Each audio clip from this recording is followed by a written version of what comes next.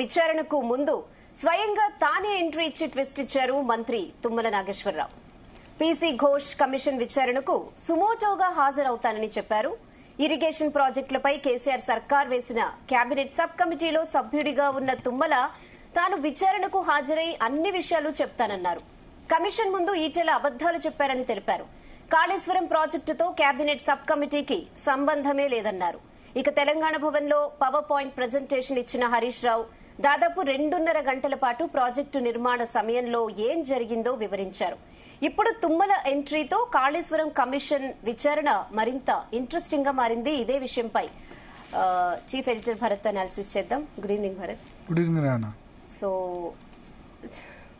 నిన్న ఈటెల గారు చాలా క్లియర్ గా మాట్లాడారు, ఏం జరిగింది, ఏం ఆన్సర్స్ ఇచ్చారు. మీరు కూడా దానిపై చాలాసేపు అనాలిసిస్ చేశారు.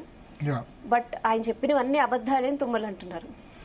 ఇప్పుడు ఎందుకంటే ఇది 3 పార్టీలకు కూడా చుట్టుకుంది. ఎందుకంటే సబ్ కమిటీలో 3 ఉన్నారు. హరీష్ రావు బీఆర్ఎస్ లో ఉన్నారు, ఈటెల బీజేపీలో ఉన్నారు, తుమ్మల కాంగ్రెస్ లో ఉన్నారు. సో ఇప్పుడు మరి ఈటెలను పిలిచినప్పుడు సబ్ కమిటీలో ఉన్న తుమ్మలను కూడా పిలవాలి కదా అన్న క్వశ్చన్ రేజ్ అయింది. దాంతో ఆయనే స్వయంగా హాజరవుతానని ఆయన చెప్పారు. సో మొత్తానికి ఇప్పుడు ఇర్రెగ్యులారిటీస్ ఆఫ్ కాళేశ్వరం ప్రాజెక్ట్ అనేసరికి అది కలెక్టివ్ రెస్పాన్సిబిలిటీ కింద పోయింది. కేబినెట్ నిర్ణయమా ఇదా కేసీఆర్ హరీష్ రావు. సో రకరకాల మలుపులు తిరుగుతుంది. ఇంకా చూద్దాం. ఇంకా హరీష్ రావు ఇవాళ పవర్ పాయింట్ ప్రజెంటేషన్ ఇచ్చారు. హరీష్ రావు అటెండ్ కావాలి, కేసీఆర్ అటెండ్ కావాలి. ఆ తర్వాత ఏం జరుగుతుందో చూద్దాం. అయితే మనతో పాటు కొండా విశ్వేశ్వరరెడ్డి గారు ప్రస్తుతం Bharatiya Janata party MP, Chevella MP join అయ్యారు. ప్రస్తుతం లైవ్ లో ఉన్నారు ఆయన. ఒకటి విశ్వేశ్వరరెడ్డి గారు, జీ తెలుగు న్యూస్ కోసం సమయం కేటాయించిన ధన్యవాదాలు. Thank you. నమస్కారం సార్. ఒక ఎలక్ట్రికల్ ఇంజనీర్ గా చెప్పండి, ఏంటి దీంట్లో ఈ మొత్తం కాళేశ్వరం ప్రాజెక్టులో దీనికి కారణం ఎవరు? మేడిగడ్డ పిల్లర్లు కుంగిపోవడానికి కారణం ఎవరు? సీఎం ను తప్పుబట్టాలా, సబ్ కమిటీని తప్పుబట్టాలా, లేదా ఇంజనీర్లను తప్పుబట్టాలా, కాంట్రాక్ట్ సంస్థను తప్పుబట్టాలా?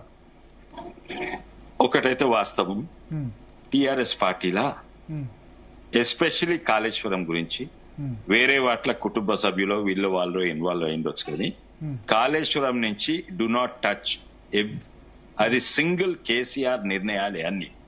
డిజైన్ అయినా, ఆర్థికంగా బడ్జెట్ కేటాడైనా 100% ఇది 100% ఎవ్వరికి అసలు రోలే లేదు ఇంట్లో, ఇంక్లూడింగ్ హరీష్ రావు, ఇంక్లూడింగ్ ఈటెల గారు.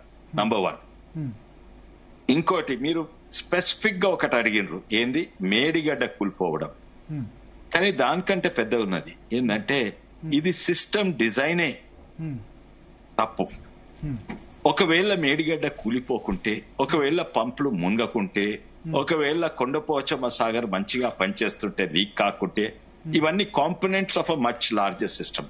ప్రతి ఒక్కటి మంచిగా పనిచేస్తా అనుకోండి, ఈ రోజు తెలంగాణ నాశనం అవుతుండే. ఎందుకంటే మీరు ప్రత్యేకంగా ఒక్కొక్కటి అన్నారు.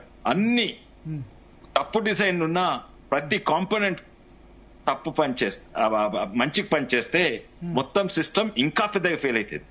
ఈ రోజు తెలంగాణ ఎందుకంటే ఒకవేళ మేడిగడ్డ కూలిపోలేదు అనుకోండి, ఒకవేళ పంప్ హౌస్లు మంచిగా నడుస్తున్నాయి, ఒకవేళ అన్ని రిజర్వాయర్ మంచిగా నడుస్తున్నాయి, ఏముంటే ఇప్పుడు ఆ ప్రభుత్వం అనేది ఈ ప్రభుత్వం మేము ఇంత మంచిది కడితే మీకు నడపలేని చేతగానితనమని వీళ్ళకి ఉంటే వీళ్ళ మీద ప్రెషర్, వారు నడుస్తారు. అన్ని పర్ఫెక్ట్ పంపులు, రిజర్వాయర్లు, కెనాల్ అన్ని మంచి పనిచేస్తున్నాయి. ఈ రోజు తెలంగాణ నాశనం అవుతుండే.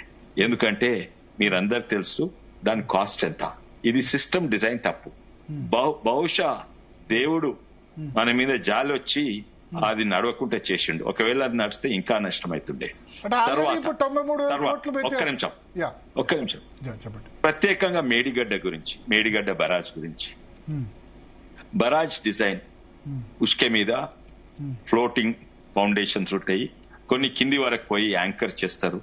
ఇవన్నీ కూడా ఎన్నో లోపాలు ఉండొచ్చు. లోపాలు డిజైన్లు ఉన్నాయా, లేకుంటే డిజైన్ ఎగ్జిక్యూషన్ కాంట్రాక్ట్లలో ఉందా, లేకుంటే ఇన్స్పెక్షన్ చేసే ఇంజనీర్స్లలో ఉందా, లేకుంటే ప్రయర్ ఇదేంది ఫైల్స్ వేసక ముందు హైడ్రలాజికల్ ఇదేంది సర్వేల్స్ అక్కడ చేయలేదా, శాంపుల్స్ తీసుకోలేదా, ఎన్నో లోపాలు ఉండొచ్చు. అది నాకైతే కొన్ని తెలుసు, కానీ డీటెయిల్ గా అయితే డెఫినెట్లీ ఎంక్వైరీ కావాలి. కానీ అన్నిట్లో పెద్ద తప్పు ఏంటంటే ఒక బరాజ్ బరాజ్ తీరుగా వాడాలి. బరాజ్ అంటే ఏంది? వెనక ముంగట ప్రెషర్ డిఫరెన్స్ ఎక్కువ ఉండదు. వానకాలంలో నీళ్లు మొత్తానికి కిందికి పోతే కొంచెం డైవర్ట్ చేయవచ్చు కెనాల్కు, దానికి హెడ్ చాలా తక్కువ ఉంటుంది. కానీ ఎండాకాలంలో దాన్ని స్టోరేజ్ కొరకు యూజ్ చేస్తే హెడ్ ఎక్కువ అవుతుంది, ఎందుకంటే కింద తుసుకుంటది, మీద 10 మీటర్ల నీళ్లు ఉంటాయి. వేర్ వానకాలంలో barrage is use for diversion, not for storage. అయితే ఇంజనీర్లు భవిష్యత్ చెప్పిండొచ్చు, లేదు బరాజ్ వాడదాము అండ్ బరాజ్ స్టోరేజ్ గా వాడదాము. అండ్ స్టోరేజ్ గా ఎందుకు వాడినరు, అది కూడా ఇంకో పెద్ద కారణం ఉంది. ఎందుకంటే ఈ సిస్టమ్ డిజైన్ తప్పేందంటే మీ నుంచి కిందికి నీళ్లు వస్తాయి. ఎప్పుడు వస్తాయండి? ఎక్కువ వానకాలంలో వస్తాయి. అదే వానకాలంలో పంప్ చేస్తే వేస్ట్. వానకాలం అన్ని చెరువులు ఫుల్లే ఉంటాయి. ఆ వానకాలం స్టోర్ చేసి మీదికి పంపితే బెటర్. అయితే ఎవరు స్టోర్ చేయాలి? స్టోరేజెస్ ఎక్కువ లేవు, ఉన్నా కూడా దూరమైన కొండపోచమ్మ. అయితే బరాజ్ అట్లనే స్టోరేజ్ డ్యామ్ తీరుగా వాడుకున్నారు. అది ఫస్ట్ ఆఫ్ ఆల్ బరాజ్ ను బరాజ్ తీరా వాడుకోవాలి, దువ్వెన తీరు వాడుకోవాలి, ఏదో తినే స్పూన్ తీరా వాడుకోవద్దు అట్లా. అయితే నంబర్ 1 అది లోపం. తర్వాత డిజైన్లు ఉండొచ్చు. అది డిజైన్ బహుశా బరాజ్ తీర వాడితే ఫ్లోటింగ్ ఫౌండేషన్ సరిపోతుండొచ్చు, పెట్టిన పైళ్ళు సరిపోతుండొచ్చు. అయితే ఇవన్నీ కూడా ఇది కాంపోనెంట్. కానీ నేను అనేది ఏంటంటే ప్రతి కాంపోనెంట్ మంచిగా పనిచేస్తాయి. అంటే కాళేశ్వరం అంటే ఒక ప్రాజెక్ట్ కాదు కదా, ఇవన్నీ కూడా మంచిగా పనిచేస్తే ఇంకా నాశనం అవుతుండే తెలంగాణ. ఓ తీరుగా మంచిదైంది, ఇవన్నీ ఫెయిల్ అయినాయి. అంటే ఇవన్నీ మంచిగా పనిచేస్తే పవర్ ఖర్చు ఎక్కువ నాశనం అవుతున్నాయి అంటారా? కాస్ట్ బెనిఫిట్ రేషియో గురించి అంటారా మీరు? అన్ని కాస్ట్ బెనిఫిట్ రేషియో గురించి నేను అంటున్నాను. ఇంకోటి, ఇది అన్ని పనిచేస్తే వానకాలం లెక్కడ ఇప్పుడు కొండపోచమ్మ సాగర్ దగ్గర ఉంది. ఇప్పుడు ఎన్నేళ్ళు అయ్యండి ఇనాగ్రేట్ చేసి? ఇప్పటి వరకు ఒక్కసారన్నా నింపిండ్రా? నింపితే ఏమైతుండే? చుట్టుపక్క ఉన్న పొలాలన్నీ వాటర్ లాక్ అవుతుండే, రోడ్లు అన్ని మునిగిపోతుండే. తర్వాత బోర్ల నుంచి నీళ్లు ఒక ఫౌంటైన్ తిరిగి వస్తుంది చూడండి, అట్లా రివర్స్ వస్తుండే. అది కొండపోచమ్మ సాగర్ కథ. అది ఇంకోటి చాలా మందికి తెలియదు. ఇది Kaleshwaram world's largest lift irrigation కాకుండా చాలా మందికి తెలుసు ఆ పంప్ లో వరల్డ్ అన్నిట్లో పెద్ద పంప్లు. కానీ Kondapochamma Sagar world's largest free standing reservoir in the world.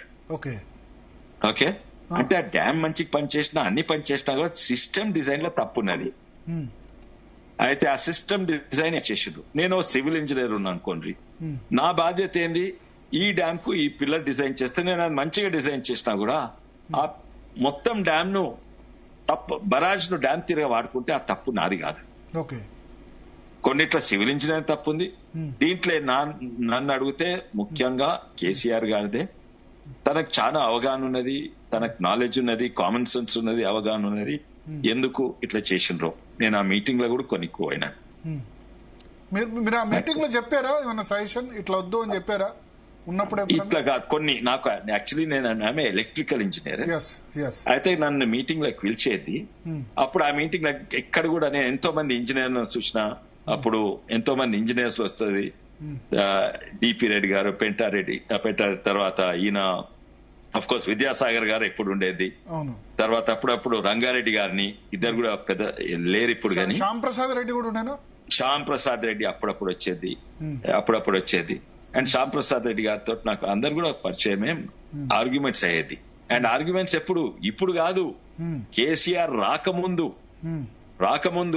Pranahita చేవెళ్ళు ఉన్నప్పుడు నేను అప్పుడే ప్రాణహిత చేవెళ్ళనే అడ్డుకునేది. తెలంగాణ ఉద్యమం అప్పుడు కాంగ్రెస్ ప్రభుత్వం డిజైన్ చేసింది, అది కూడా అడ్డుకున్నా. అది 40,000 కోట్ల ప్రాజెక్ట్ ఉండే.